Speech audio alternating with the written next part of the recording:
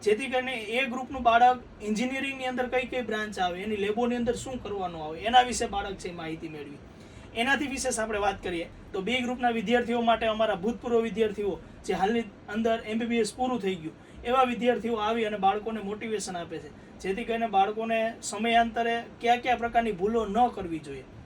એનાથી વિશેષ આપણે હમણાં જ શ્રુતપ્રજ્ઞ સ્વામીજીનો એક સરસ મજાનો મોટિવેશન સેમિનારનો એક સેશન ગોઠવ્યો, જેના થકી સાહેબ મેં બાળકોની અંદર એવું અનુભવ્યું કે ટૂંક સમયની અંદર હમણાં મેં બાળકોને એક 1 by 1 મળતો હતો કે એના રિવ્યૂ માટે, એને કઈ કઈ પ્રકારની તકલીફ છે એના માટે.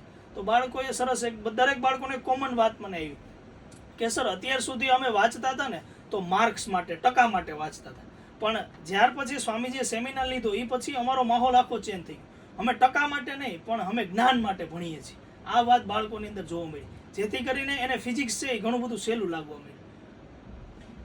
પૂજ્ય દાદાના જે વિચાર છે એમાં પાયાનો વિચાર કે શિક્ષણ જીવનલક્ષી હોવું જોઈએ.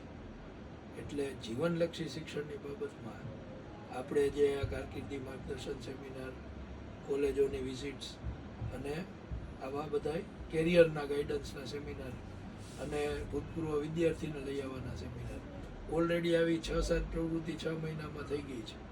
એટલે દર મહિને ઓલમોસ્ટ એક તો આઉટડોર એક્ટિવિટીને એવું થાય